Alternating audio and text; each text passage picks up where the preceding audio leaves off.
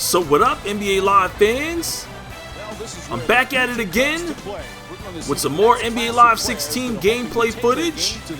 And this time I thought I'd bring you guys some Rising Star gameplay. And at least our first official footage of full 5-on-5 in an arena NBA Live 16 gameplay. And this is the Rookie Showcase. And I am using my created character. And as you can see, I don't have any accessories on. Looks like some of my teammates have accessories though, but they didn't allow me to put those on. So it's obvious that they're kind of making me start from the bottom. Right there, I get the steal and the slam. We are on the board. And this is a work in progress. We made lots of suggestions to the NBA Live development team, and they took a lot of notes.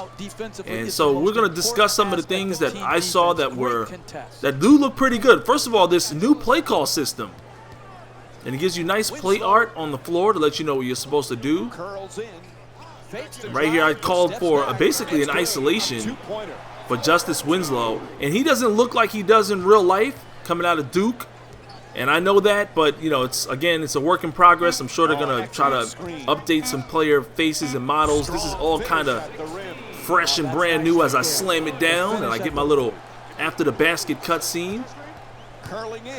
One thing that you'll notice is that I pretty much have to call plays on almost every possession. And that's literally as sim as it gets. I mean, I like that aspect. I like the fact that they kind of force you to call plays, because otherwise you're going to be, you know, it's going to be very tough to score. The defense stays in front of you really well in this game. Look at that bounce pass for the assist. I got a setup assist point. And also you'll notice that I'm only getting 1 point for assists right now, and I think it's 3 points or maybe even 5 points if you assist to a three-point shot in the live Pro-Am. So in the Pro-Am they have it right, but as you can see, as right here, they don't have it right just yet. You know, +1 for a shot. So my teammate grade it's very difficult to up my teammate grade at this point. But we did make a lot of suggestions in this area. See right there, I got an assist and it only counted for 1 point. But on the Pro-Am, it's 3 points. Right here, running some plays. Trying to get my teammates open. Kicks it back out to me. I take the wide open jump shot, 49%. And look at that, a three-pointer is +3. And we discussed that we want to kind of create an atmosphere where it's more team play or more teamwork involved in order to get a higher score. And they thought that was a good idea because, you know, right now the way it stands is, you know, you score a bunch of points and you'll get a higher teammate grade. So that's maybe just a bug for the moment. But I like the improvement to the baseline cam or the baseline view. It's a little bit closer. They actually slowed down the change of possession. Look at that crossover and the reach. Too bad I missed that jumper. That guy looked like he almost got his ankles broken. And they didn't even come back down. The center passed it and I got the quick steal for the bucket. Up by 9 points. Right here, calling some more plays. I really like this play call system. It's, you know, it's been a problem over the years for them, but they really improved it. And also this constant player movement. Even if you don't call a play, people are moving around. They're setting screens.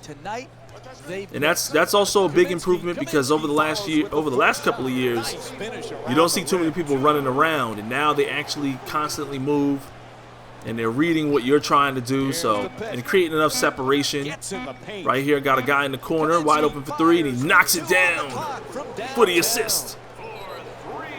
And the more that I play team ball, it seems like the better my teammates play. I don't know if that's necessarily the case, but they do seem to improve over time the more I keep moving the ball around. And I'm not sure if I'm going to be a point guard this year. If those of you guys who've been following me for the longest, you guys know that I typically create a shooting guard, you know, and for NBA Live, it just seems like it might be more fun to try out a shooting guard since I'll be playing both games this year. See my man cutting to the basket, and I get another swift assist. So yeah, this game, it tends to play a lot more organic than it did before. You see a lot more body movement.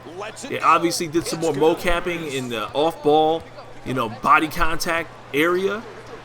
And as you can see, when you call for a pick, if you push in the L3 button, you can design what you can actually tell the screener what you want him to do. If you want him to screen and pop, if you want him to, you know, screen and roll to the rim, you have that choice. Look at that lightning pass.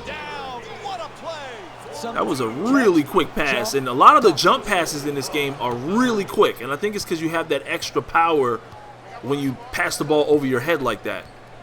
Right here, I'm trying to break him down. Crossover spin move, wide open jump shot, buckets. Let's see that again. That crossover spin is so deadly in this game. If you up your dribble skills, you'll really be able to see some new animations. And that's actually another dynamic that I like about this game, is that as you increase your skills, you unlock animations. It's not that you have to just earn, you know, the skill points and you just unlock it. It actually works the other way around, where as you increase your attributes, so like if you have an 85 attribute for, you know, your dribble rating, if you increase that to a 90, then you might unlock a new dribble animation, or new dribble packages might become available. So that's pretty cool. I think the level up system is pretty spot on as we take the victory. And I've got your EA Sports post-game wrap-up.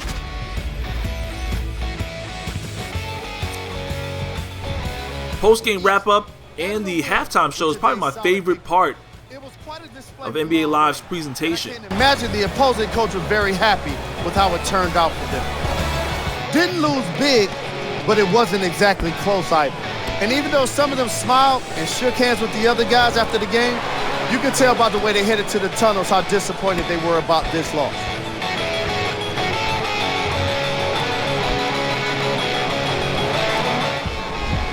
Player of the game. Clark was remarkable in the way he passed the ball here today. Like Jeff Van Gundy always says, he delivered passes on time and on target. Let's check out his stats. So as you can see, they've really improved, even in the area of showing the instant replays. They're a little bit more closer.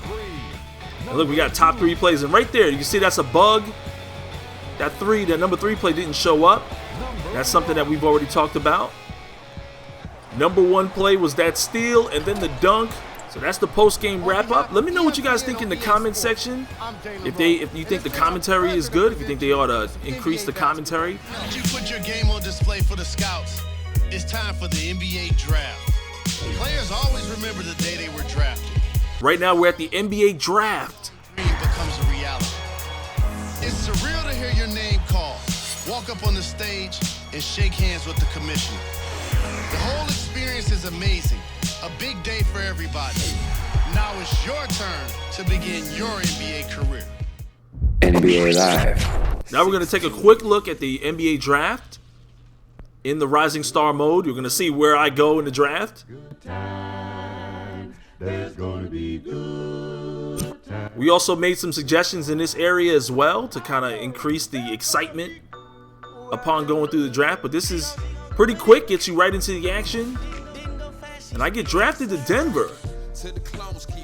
And I'm like, oh man, this is not a bad team to go to. I wouldn't mind playing for this team, for real.